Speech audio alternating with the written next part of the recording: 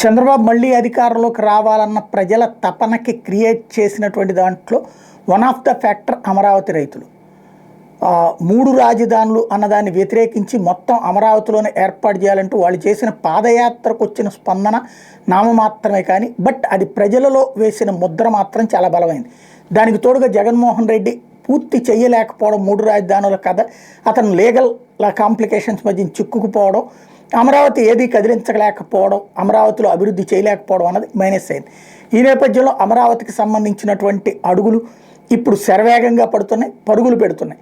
ఈ నేపథ్యంలోనే అమరావతికి సంబంధించినటువంటి రైతులు 29 గ్రామాల రైతులతో తాజాగా ఏ గ్రామానికి ఆ గ్రామం సమీక్ష, అక్కడ ఉన్నటువంటి రైతులు ఏమడుగుతున్నారయ్యా అంటే ప్రతి గ్రామానికి ఒక డిపిఆర్ చేయండి. ఇప్పుడు రాజధాని అని చెప్పి జనాలందరూ ఇక్కడికి వచ్చేస్తున్నప్పుడు అకామిడేషన్ ముఖ్యం, అలాగే వాళ్ళకి మౌలిక వసతులు ముఖ్యం.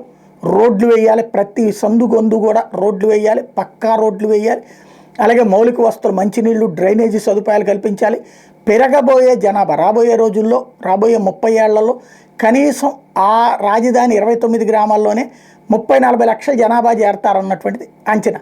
ఈ 30-40 లక్షల జనాభా చేరినప్పుడు వాళ్ళకి కావాల్సినటువంటి ఆ విధమైనటువంటి మరుగుపోవడానికి కావాల్సినటువంటిది పెద్ద పెద్ద డ్రైనేజీలు కావాలి, అట్లాగే మంచినీళ్ళ సదుపాయాలు పెద్ద ఎత్తున కావాల్సి ఉంటుంది. అట్లాంటి ఏర్పాట్లన్నీ తొలి దశలో చేస్తేనే సాధ్యం, మళ్ళీ ఆ తర్వాత చేయడం కష్టమవుతుంది. కాబట్టి టోటల్గా ప్రతి గ్రామానికి ఒక డిపిఆర్ చేయమని అడుగుతున్నారు.